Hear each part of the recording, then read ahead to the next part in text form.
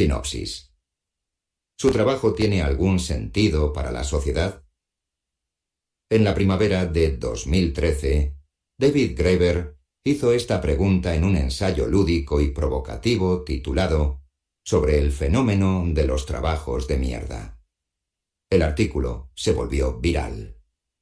Después de 1 millón de visitas en línea en 17 idiomas diferentes, la gente sigue debatiendo la respuesta. Hay millones de personas, consultores de recursos humanos, coordinadores de comunicación, investigadores de telemarketing, abogados corporativos, cuyos trabajos son inútiles, y ellos lo saben. Estas personas están atrapadas en unos trabajos de mierda. Olvide a Piketty o Marx. Es Graeber, uno de los antropólogos y activistas más influyentes del momento, quien dice alto y claro que muchas de las tareas que se realizan en una economía de esclavos asalariados son una forma de empleo tan carente de sentido, tan innecesaria o tan perniciosa que ni siquiera el propio trabajador es capaz de justificar su existencia. Y pese a ello, se siente obligado a fingir que no es así. La crítica social que persigue el libro es sólida y aguda, especialmente cuando introduce categorías tan refinadas como los trabajos chapuza, que realizan determinados empleados para, por ejemplo, mantener en funcionamiento máquinas viejas y ahorrarle a la empresa la compra de nueva maquinaria. No deja de tener su lógica, ya que, como dijo Orwell, una población que está ocupada trabajando, aunque sea en tareas totalmente inútiles, no tiene tiempo para hacer mucho más. De ahí que, como concluye Graeber, lo que tengamos sea una mierda permanente. Ariel. A todo aquel que preferiría estar haciendo algo útil. Prefacio sobre el fenómeno de los trabajos de mierda. En la primavera de 2013 causé, sin quererlo, un pequeño revuelo internacional. Todo empezó cuando recibí el encargo de escribir un artículo para una nueva revista radical llamada Strike. El redactor jefe me preguntó si tenía algún tema provocativo que probablemente nadie más quisiera publicar. Siempre tengo 1 o 2 ideas como esta cociéndose en mi mente, así que redacté el borrador de un pequeño texto titulado Sobre el fenómeno de los trabajos de mierda. El artículo se basaba en una corazonada. Casi todo el mundo está más o menos familiarizado con cierta clase de trabajos que parecen no servir para mucho. Consultores de recursos humanos, coordinadores de comunicación, investigadores de relaciones públicas, estrategas financieros, abogados corporativos o el tipo de gente muy conocida, en contextos académicos, que se pasa el tiempo en comités debatiendo el problema del exceso de comités. La lista parecía infinita. Y me pregunté, ¿estos trabajos son realmente inútiles? Y los que los llevan a cabo son conscientes de esto. De vez en cuando conocemos a personas que parecen tener la impresión de que sus trabajos carecen de sentido y son innecesarios. ¿Acaso habría algo más desmoralizador que tener que levantarse pronto 5 de los 7 días de la semana durante toda la vida adulta para realizar una tarea que uno, en su fuero interno, considera que no hace falta, que no es más que una pérdida de tiempo o recursos, o que incluso hace del mundo un lugar peor? ¿No supondría esto una horrible afrenta psicológica para nuestra sociedad? Y si fuese así, sería una cosa de la que nadie quiere hablar. Hasta ese momento se habían efectuado ya numerosas encuestas para saber si la gente es feliz en su trabajo, pero que yo supiese, no había ninguna sobre el hecho de que pensasen si hay o no razones de peso para que su trabajo exista. La posibilidad de que nuestra sociedad esté llena de trabajos inútiles, posibilidad de la que, como digo, nadie quiere hablar, no parecía intrínsecamente inverosímil. El mundo del trabajo está plagado de tabúes. Incluso el hecho de que a la mayoría de la gente no le guste su trabajo y que le encante tener una excusa para no acudir a realizarlo se considera algo que no puede admitirse en televisión. Al menos no en las noticias, aunque de forma ocasional se comente en documentales y en monólogos humorísticos. Yo mismo he vivido estos tabúes. En una ocasión actué de enlace con los medios de comunicación para un grupo activista que, de acuerdo con los rumores, estaba planeando llevar a cabo una campaña de desobediencia civil para colapsar el sistema de transporte de Washington, D.C., como parte de una protesta contra una cumbre económica mundial. En los días previos, no se podía ir a ningún sitio con pinta de anarquista sin que un funcionario público se te acercase para preguntar muy contento si era cierto que el lunes no podría ir al trabajo. Sin embargo, las cadenas de televisión se las arreglaron para entrevistar a algunos funcionarios. Y no me sorprendería que fuesen los mismos que se me acercaron que, como sabían que de otro modo no tendrían ocasión de salir en la tele, aseguraban que no poder ir al trabajo sería una terrible tragedia para ellos. Nadie parece sentirse libre para decir lo que en realidad piensa sobre este tema, al menos en público. Era algo plausible, aunque no lo sabía con seguridad. En cierto modo, escribí el artículo como una especie de experimento. Me interesaba comprobar qué tipo de respuesta provocaría. He aquí lo que escribí para el número de agosto de 2013 de dicha revista. En el año 1930, John Maynard Keynes predijo que a finales del siglo XX la tecnología habría avanzado lo suficiente como para que países como el Reino Unido o Estados Unidos pudiesen tener jornadas laborales de 15 horas a la semana. Hay muchas razones para creer que tenía razón. En términos tecnológicos, hoy en día tal jornada sería perfectamente posible. Y, sin embargo, no solo no está implantada, sino que, por el contrario, la tecnología ha sido utilizada para conseguir que todos trabajemos aún más. Para ello se han tenido que crear empleos que son inútiles. Muchísimas personas, sobre todo en Europa y Norteamérica, pasan toda su vida laboral efectuando tareas que, en su fuero interno, piensan que no haría falta realizar. El daño moral y espiritual que produce esta situación es realmente profundo. Es una cicatriz en nuestra alma colectiva, pero casi nadie habla de ello. ¿Por qué la prometida utopía de Keynes, aún esperada con ansia en los 60, no ha llegado nunca a materializarse? La respuesta más habitual es que no tuvo en cuenta el enorme incremento del consumismo. Entre trabajar menos horas o tener más juguetes y más placeres, hemos escogido la segunda opción. Si fuese así, la moraleja estaría clara, pero apenas un momento de reflexión nos lleva a pensar que no puede ser cierto. De hecho, desde los años 20, hemos sido testigos de la creación de una infinita variedad de nuevos trabajos y empresas, pero muy pocos de ellos tienen algo que ver con la producción y distribución de sushi, iPhones o zapatillas deportivas caras. Así pues, ¿cuáles son estos nuevos trabajos exactamente? Un informe reciente sobre la evolución del empleo en Estados Unidos entre 1910 y 2000 ofrece ejemplos claros, muy similares a los del Reino Unido, durante los mismos años, cabría añadir. A lo largo del pasado siglo, el número de trabajadores empleados en el servicio doméstico, en la industria y en el sector agropecuario se redujo drásticamente, mientras que los profesionales, gestores, administrativos, vendedores y empleados en servicios en general se triplicaron, pasando de la cuarta parte a las 3/4 partes de la fuerza laboral. En otras palabras, los trabajos productivos, como se había predicho, se han automatizado enormemente. Incluso en términos globales, contabilizando a todas las personas empleadas en el sector industrial en el mundo, incluidas las esforzadas, poblaciones de India y China, este tipo de trabajadores ya no suponen un porcentaje de la población mundial tan elevado como lo era antaño.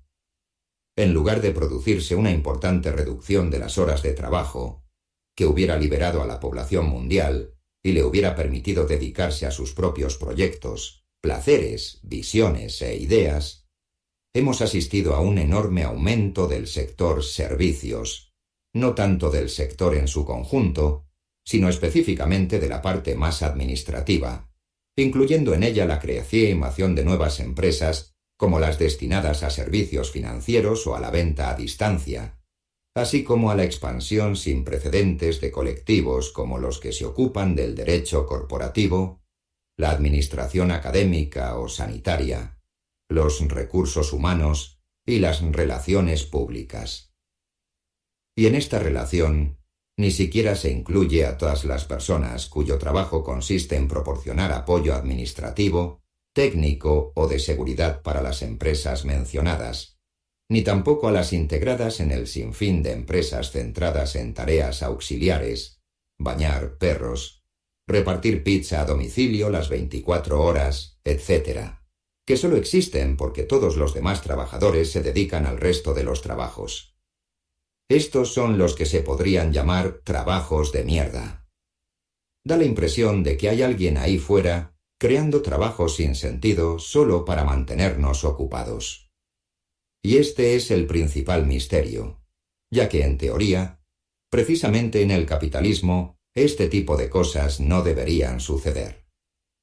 En los viejos e ineficientes estados socialistas como la antigua Unión Soviética, en los que el empleo se consideraba un derecho y un deber sagrado, el sistema creaba tantos empleos como fuesen necesarios. Por esta razón, en las tiendas soviéticas solía haber 3 dependientes para vender un trozo de carne. Sin embargo, esta es exactamente la clase de problema que se supone que solucionan los mercados competitivos. De acuerdo con los postulados de la teoría económica, lo último que haría una empresa con ánimo de lucro sería despilfarrar dinero pagando a trabajadores que en realidad no necesita. Y, sin embargo, esto es lo que de alguna manera está sucediendo. Aunque muchas empresas llevan a cabo despidos masivos, estos recaen invariablemente en las personas que, en realidad, fabrican, transportan, arreglan o conservan cosas. Debido a una extraña alquimia que nadie puede explicar, el número de chupatintas asalariados parece expandirse sin freno, y cada vez más empleados se encuentran presentes en su lugar de trabajo, de manera similar a los trabajadores soviéticos, de hecho 40 o incluso 50 horas a la semana, pero trabajando realmente unas 15 horas, tal y como predijo Keynes, ya que el resto del tiempo lo pasan organizando seminarios de motivación o asistiendo a ellos, actualizando sus perfiles de Facebook o descargando series.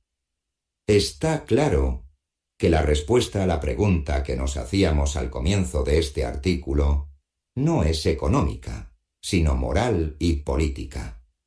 Los miembros de la clase dominante han llegado a la conclusión de que una población feliz y productiva con tiempo libre en sus manos es un peligro mortal. Piensa en lo que empezó a suceder cuando esto apenas apuntaba como posibilidad en los 60. Y, por otra parte, resulta extraordinariamente conveniente para ellos la creencia de que el trabajo es un valor moral en sí mismo, y de que todo aquel que no esté dispuesto a someterse a algún tipo de intensa disciplina laboral durante la mayor parte de sus horas de vigilia, no merece nada. Una vez, pensando en el incremento en apariencia interminable de las tareas administrativas dentro de los departamentos académicos británicos, me vino a la mente una posible visión del infierno.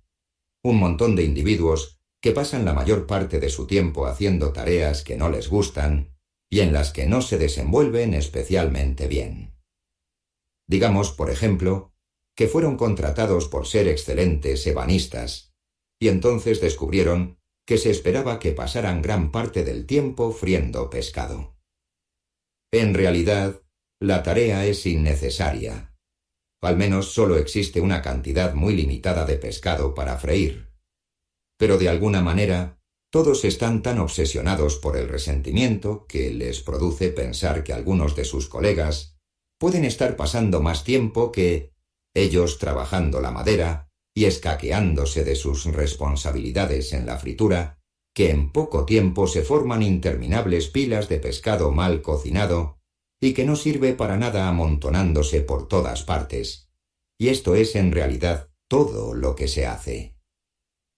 En mi opinión, esta es una descripción bastante acertada de la dinámica moral de nuestra propia economía. Soy consciente de que este argumento va a suscitar objeciones inmediatas. ¿Quién eres tú para decidir qué trabajos son realmente necesarios? De todos modos, ¿qué significa necesario? Tú eres profesor de antropología. ¿Acaso este trabajo es necesario? En realidad, muchos lectores de tabloides considerarían la existencia de mi trabajo como la definición perfecta de gasto social inútil. Y en cierto modo, todo esto es cierto. No es posible medir de forma objetiva el valor social.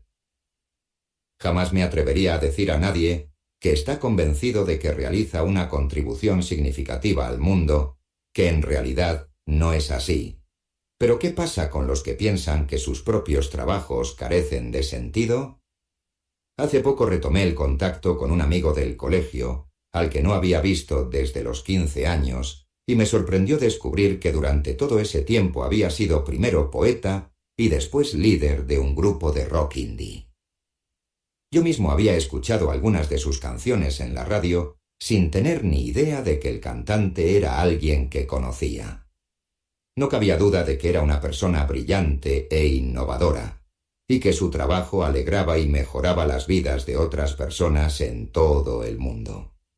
Sin embargo, después de un par de discos de poco éxito, perdió su contrato discográfico y, asediado por las deudas y con una hija recién nacida, acabó, según sus propias palabras, optando por el camino de los que no saben qué hacer con su vida: estudiar Derecho.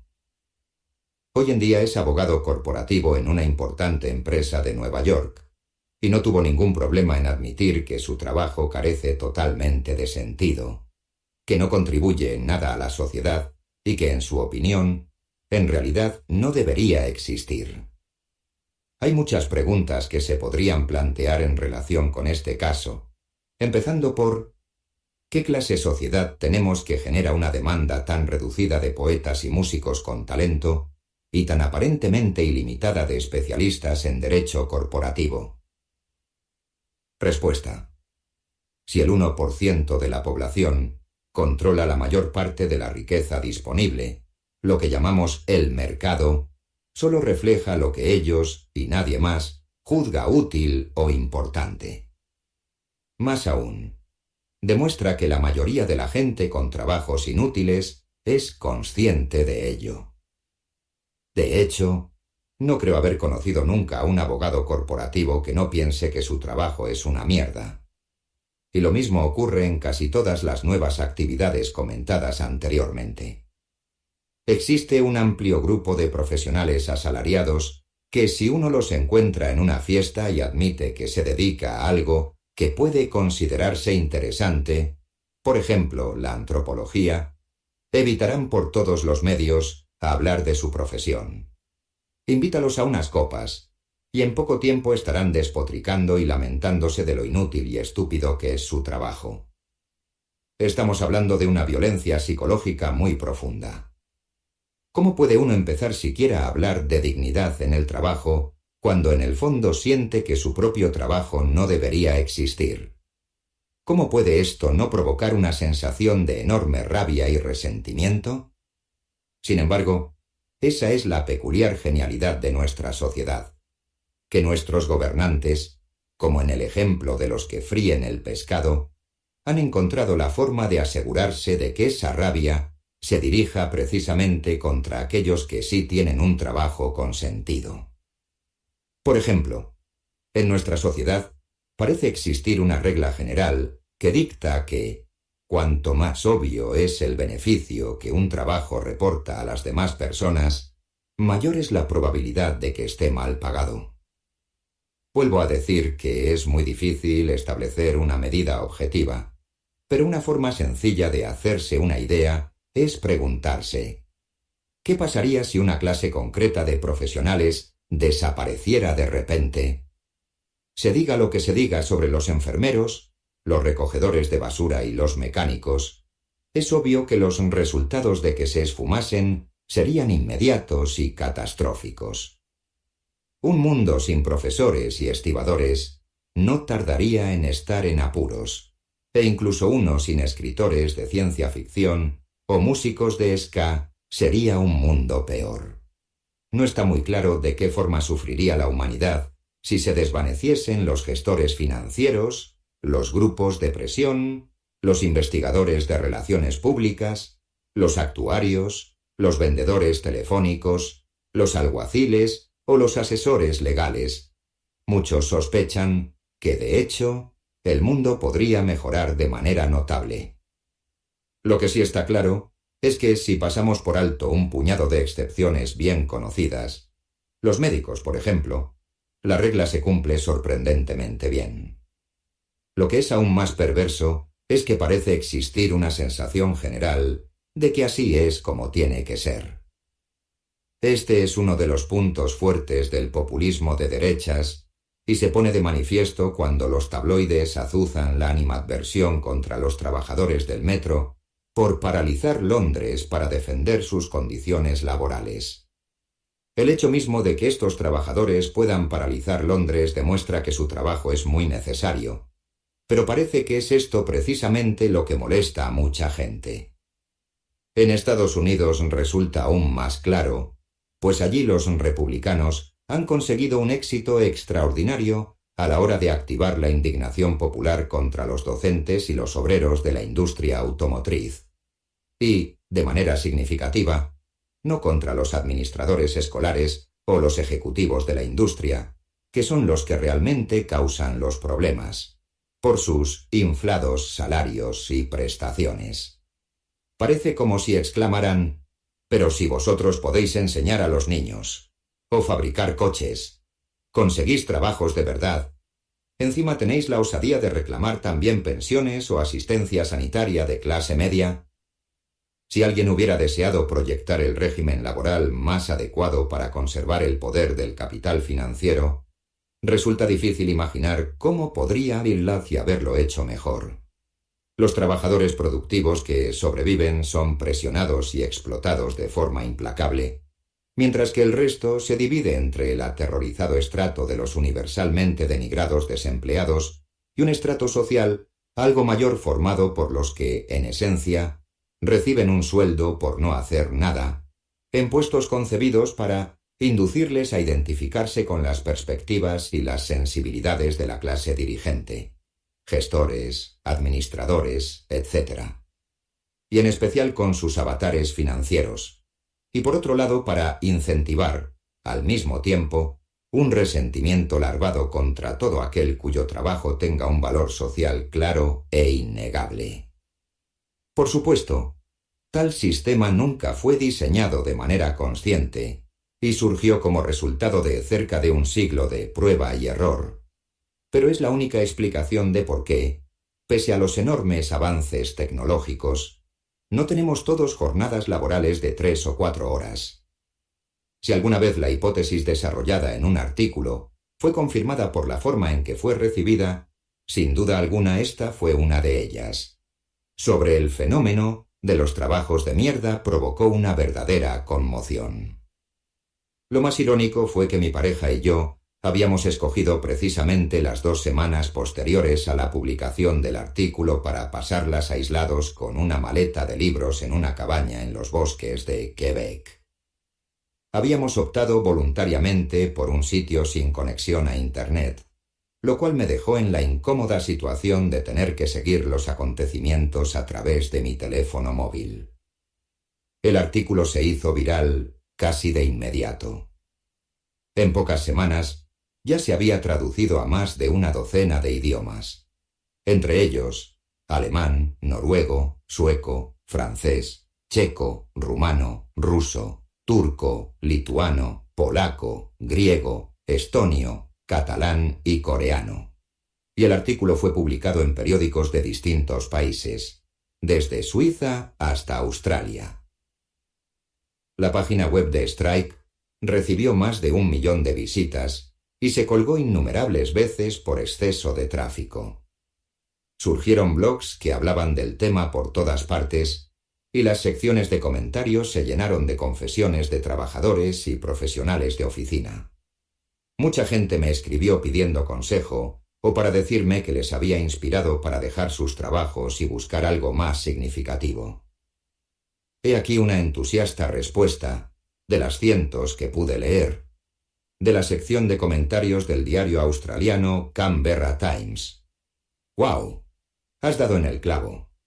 Soy abogado corporativo, especializado en demandas fiscales, para ser exactos. Mi contribución a este mundo es totalmente nula y siempre me siento deprimido por ello. Odio cuando la gente tiene la cara dura de decirme ¿por qué lo haces entonces? Porque está claro que no es tan sencillo. Resulta que ahora mismo es la única forma que tengo para pagar mi contribución a ese 1% más rico y recibir a cambio una casa en Sydney donde crear a mis futuros hijos.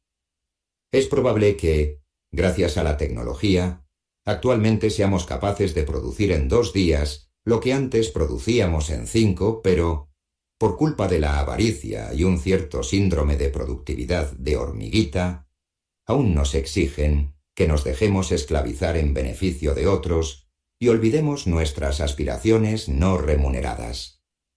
Tanto si crees en la evolución como en el diseño inteligente, el ser humano no está hecho para trabajar, por lo que, en mi opinión, todo es pura codicia alimentada por los inflados precios de las necesidades. En un momento dado, recibí un mensaje de un fan anónimo que decía formar parte de un grupo que espontáneamente estaba difundiendo el artículo en el mundo de los servicios financieros y me comentaba que ese mismo día había recibido 5 correos electrónicos con el artículo, lo que sin duda confirma que muchos de los trabajadores financieros no tienen mucho que hacer. Ahora bien, nada de esto respondía a la pregunta sobre qué piensa en realidad la gente de su trabajo, más allá de ofrecer sutiles indicios a los demás, pero en poco tiempo empezaron a aparecer datos estadísticos. El 5 de enero de 2015, algo más de un año después de la publicación del artículo, el primer lunes del año, es decir, el día en el que la mayoría de los londinenses regresaban al trabajo tras las vacaciones de Navidad, alguien pegó encima de varios cientos de anuncios publicitarios de los vagones del metro de la ciudad una serie de carteles activistas con citas del artículo original. Las 4 frases escogidas fueron las siguientes. Muchísimas personas pasan toda su vida laboral efectuando tareas que, en su fuero interno, piensan que no haría falta realizar. Da la impresión de que hay alguien ahí fuera, creando trabajo sin sentido, solo para mantenernos ocupados. El daño moral y espiritual que produce esta situación es realmente profundo. Es una cicatriz en nuestra alma colectiva, pero casi nadie habla de ello. ¿Cómo se puede empezar siquiera a hablar de dignidad en el trabajo cuando en el fondo uno siente que su propio trabajo no debería existir? La respuesta amena a esta campaña de los carteles fue una nueva avalancha de noticias y debates en los medios de comunicación. Yo mismo aparecí brevemente en Russia Today, y en consecuencia, la agencia de sondeos YouGov se propuso poner a prueba la hipótesis y realizó una encuesta entre los británicos, utilizando para las preguntas un lenguaje extraído directamente del artículo. Por ejemplo, ¿su trabajo aporta algo significativo al mundo? Sorprendentemente, más de 1/3 de los encuestados, el 37%, respondió que creía que no, mientras que el 50% opinaba que sí, y el 13% no estaba seguro. El porcentaje de los que pensaban que su trabajo no aportaba nada significativo al mundo era casi el doble de lo que había imaginado, pues creía que el porcentaje de trabajos de mierda estaba probablemente en torno al 20%. Además, una encuesta posterior en Holanda mostró unos resultados muy similares. De hecho, algo más elevados, ya que el 40% de los trabajadores holandeses afirmaron que en realidad sus trabajos no tenían razones sólidas para existir. Así pues, la hipótesis no solo se vio confirmada por la reacción pública, sino también, y de forma abrumadora, por estudios estadísticos. Está claro, por tanto, que nos encontramos ante un importante fenómeno social que apenas ha recibido atención sistemática, por lo que para muchos el mero hecho de tener la oportunidad de hablar de ello fue casi una catarsis. Era obvio que se necesitaba explorar más el tema. Lo que me propongo hacer aquí es un poco más metódico que el ensayo original. El artículo de 2013 fue escrito para una revista sobre políticas revolucionarias, por lo que hacía hincapié en las implicaciones políticas del problema. El artículo se centraba únicamente en una de las hipótesis que estaba desarrollando en un momento en el que la ideología neoliberal del libre mercado, que ha dominado el mundo desde Thatcher y Reagan, se había convertido en lo contrario de lo que afirmaba ser. En realidad, era ya un proyecto político disfrazado de proyecto económico. Había llegado a esta conclusión porque me parecía la única forma de poder explicar el comportamiento de los poderosos. Aunque la retórica neoliberal se ha centrado siempre en la magia del mercado y ha defendido la eficiencia económica por encima de todas las cosas, el resultado global de las políticas de libre mercado ha sido que las tasas de crecimiento económico se han reducido en casi todas partes menos en India y China. Los avances científicos y tecnológicos se han estancado, y en la mayoría de los países ricos es probable que, por primera vez en varios siglos, las generaciones más jóvenes tengan una vida menos próspera que la de sus padres. Pese a ello, los defensores de la ideología del libre mercado siempre responden pidiendo dosis más elevadas de la misma medicina, y los políticos les siguen el juego sin rechistar. Esto me pareció muy raro. Si una empresa privada contratase a un consultor para diseñar un plan de negocio y la aplicación de dicho plan tuviese como resultado una fuerte caída de los beneficios, tal consultor sería despedido de manera fulminante, o al menos se le exigiría que reformulase totalmente su plan. Sin embargo, no daba la impresión de que ocurriese lo mismo con las reformas de mercado. Cuanto más fallaban, más duramente se aplicaban. La única conclusión lógica es que las decisiones ya no se basaban en imperativos económicos. ¿En qué, entonces? Me parecía que la respuesta tenía que ver con la mentalidad de la clase política. Casi todos los que tomaban las decisiones más importantes habían ido a la universidad en los años 60, cuando los campus eran el epicentro mismo del fermento político, y parecían estar dispuestos a todo para que tal cosa no volviese a ocurrir.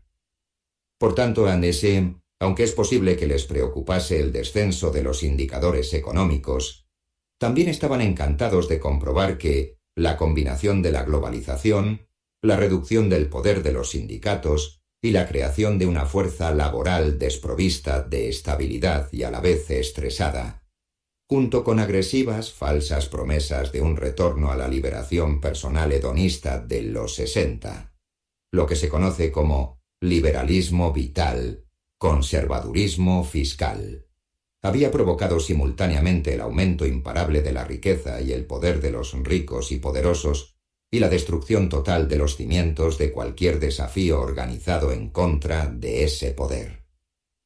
Puede que el sistema no haya funcionado en el ámbito económico, pero en el político ha ido a las mil maravillas, tanto que tienen muy pocos incentivos para abandonar tales políticas. Todo lo que hice en el ensayo fue seguir esta idea. Cada vez que se encuentra a alguien haciendo algo en nombre de la eficiencia económica, pero que en realidad parece una labor irracional en el ámbito económico, por ejemplo, pagar a alguien por no hacer nada en todo el día, lo mejor es preguntarse, ¿cómo hacían los romanos? Qui bono? ¿A quién beneficia? ¿Y de qué forma lo hace? No se trata de una teoría conspirativa, sino más bien de una teoría anticonspirativa. Lo que me preguntaba era, ¿por qué no se hacía algo? Las políticas económicas surgen por todo tipo de razones, pero si una determinada política económica causa problemas a los ricos y poderosos, esa gente rica e influyente presionará a las instituciones para que hagan algo al respecto. Esta es la razón por la que, tras la crisis financiera de 2008 a 2009, fueron rescatados los grandes bancos de inversión, pero no lo fueron los particulares con hipotecas. La proliferación de trabajos de mierda, como veremos, se produjo por diversas razones, pero la pregunta que me planteaba era ¿por qué nadie intervino, o conspiró, si lo prefieren, para hacer algo al respecto? En este libro pretendo hacer mucho más que eso. En mi opinión, el fenómeno de los empleos de mierda nos puede abrir una ventana para poder ver problemas sociales mucho más profundos. Es preciso que no solo nos preguntemos cómo es posible que exista un porcentaje tan elevado de trabajadores que realizan tareas que ellos mismos juzgan inútiles, sino también por qué tanta gente está convencida de que este estado de las cosas es normal, inevitable o incluso deseable. Y lo que resulta aún más extraño es por qué, a pesar del hecho de que muchas personas defienden estas opiniones en abstracto y que incluso consideran apropiado que los que efectúan estos trabajos sin sentido deban estar mejor pagados y recibir más honores y reconocimiento que aquellos que llevan a cabo un trabajo que estiman útil, se sienten deprimidos y desgraciados si ellos mismos acaban recibiendo dinero por no hacer nada en general o por no hacer nada que sientan que beneficia a los demás de alguna manera. Está claro que existe un conjunto de ideas e impulsos contradictorios, y una de las cosas que me propongo hacer en este libro es poner un poco de orden en este tema. Para ello intentaré responder a preguntas prácticas como ¿por qué existen los trabajos de mierda? Y a otras más profundas e históricas como ¿cuándo y cómo empezamos a creer que la creatividad tiene que ser dolorosa? ¿O cómo se nos ocurrió que es posible vender nuestro tiempo? Por último, abordaré cuestiones fundamentales sobre la naturaleza humana. Este libro también tiene un objetivo político. Me gustaría que fuese una flecha dirigida al corazón de nuestra civilización. Hay algo profundamente equivocado en aquello en lo que nos hemos convertido. Somos una civilización basada en el trabajo, pero ni siquiera en el trabajo productivo, sino en el trabajo como un fin en sí mismo. Hemos llegado a creer que los hombres y las mujeres, que no se esfuerzan más duramente de lo que desean en empleos que no les gustan, son mala gente, indigna de recibir amor, atención o asistencia por parte de sus comunidades. Es como si hubiésemos dado nuestro consentimiento colectivo para nuestra propia esclavización. La reacción política de la mayoría de la gente al ser consciente de que dedicamos la mitad de nuestro tiempo a actividades que carecen totalmente de sentido, o incluso son contraproducentes. Por lo general, bajo las órdenes de alguien que no nos gusta es hervir de rabia por el hecho de que pueda haber otras personas por ahí que no han caído en la misma trampa. El resultado es que el resentimiento, el odio y la sospecha se han convertido en el pegamento que mantiene unida a la sociedad. Es una situación desastrosa, y deseo fervientemente que termine. Si este libro puede contribuir de algún modo a que tal cosa ocurra, sin duda habrá merecido la pena escribirlo.